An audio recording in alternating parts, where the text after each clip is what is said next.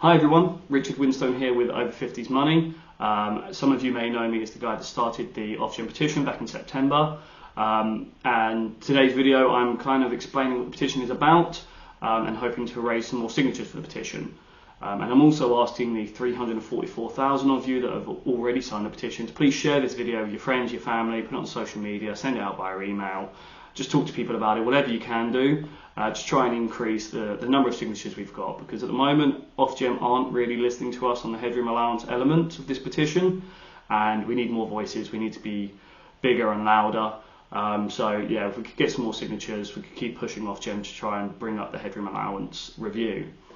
For those of you that are watching this video and hearing about this petition for the first time, as I said, I'm Richard Winstone, and in September last year I decided to look at the Ofgem Price Cap, right? It was the point where it was going up massively, from sort of £1,200 to £1,900, and I wanted to see why. How did they get there?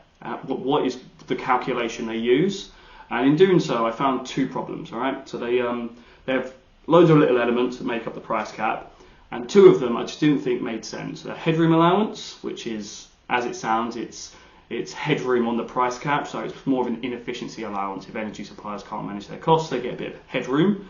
And the profit allowance, which isn't a profit cap, it's not all of the profit they can charge, but it's an added extra on top of the price cap that they can charge for profit, and solely for profit. But if they manage to keep their costs under the other elements within the price cap, they get more profit, which kind of makes sense.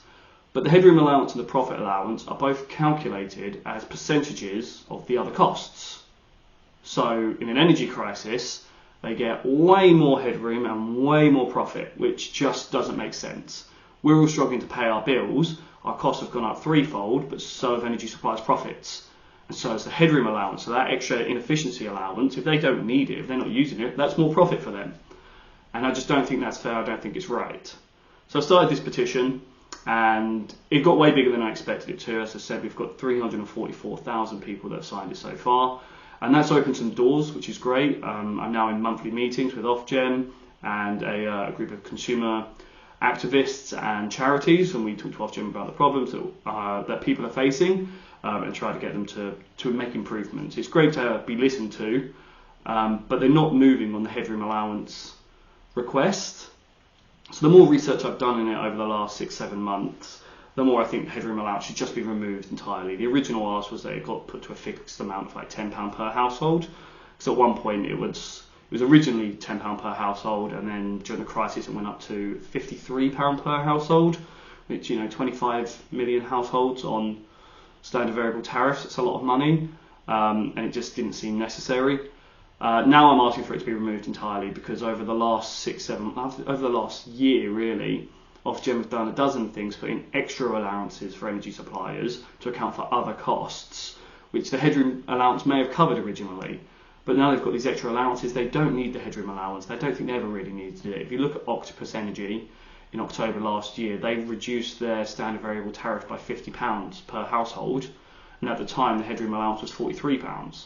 That's an efficient energy supplier saying we don't need headroom allowance.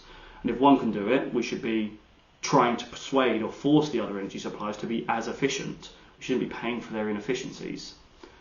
I am happy to say that Ofgem has paid attention on the profit side, so they've held multiple consultations over the last 6 months, and we're expecting an announcement in the next month or two about their review of the profit allowance and a change that's going to come into place in July this year. We don't know what that change is yet. We did put forward our own suggestion. Our suggestion is an inverse relationship between costs and profits. So as costs go up, profits go down, which is what you'd expect in a normal business, and it puts the energy supplier on our side. So as their costs go down, their profits go up. So if they bring their costs down, they bring our costs down, they can charge us a bit more for profit. I don't mind if they charge me £20 extra a year for profit, but they brought down my cost by £300 a year. That's fine.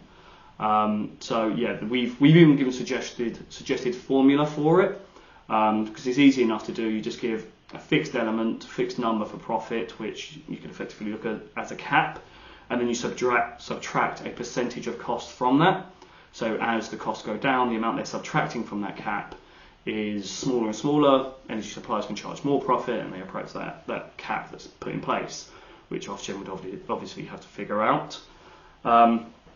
So yeah, we're waiting to see what decision they make on that, and I'll post an update when we have it. But we're still working to get Ofgem to change the headroom allowance. At the moment, it is in their programme of work, but it's put down as a long-term task, which means it's not scheduled for at least the next 2 years. It's not actually scheduled at all, but they'll keep reviewing it, and at some point after 2 years, they'll do a review. And obviously that's way too long to wait. It shouldn't be there now. We shouldn't have to wait another 2 years for it while they keep adding other allowances to help increase the price cap for the benefit of energy suppliers. It just doesn't make sense. So yeah, I'm asking you all to sign this petition, and once you have done that, share it with your friends and family, put it on your social medias, send it out however you can, let people know about the existence of this petition, and let them know all they have to do is just sign the petition. It's literally, you click the link and it takes a minute to do, and that's your way of helping. Just so you're aware, there is a third element of this petition where we are approaching the government rather than Ofgem about removing VAT from our energy bills during a crisis. At least until the energy prices go back to normal. So that'd be a further 5% reduction. I'm in conversations at the moment with change.org trying to organise that. Trying to organise handing our petition into 10 Downing Street at some point in May. And when we do that, hopefully the government will review our petition, and with a bit of luck, they'll make the decision to remove VAT from our bills. The best way to persuade them to do that is to have more signatures on the petition. So at the moment we're at almost 350,000. I think it'd be great if we can get to 500,000 before we hand in. So please, as I said, sign the petition, share it around. We'll see how big we can make the petition and see how many signatures we can get to try and persuade the government and persuade Ofgem that this is something that everybody wants, that it's going to benefit all of us in one way or another. And the only ones that will not benefit from it are the energy suppliers, who at the moment are getting record profit levels. So I think they'll be okay. So yeah, please sign the petition, like the video, share the video as far and wide as you can, and thank you for your support.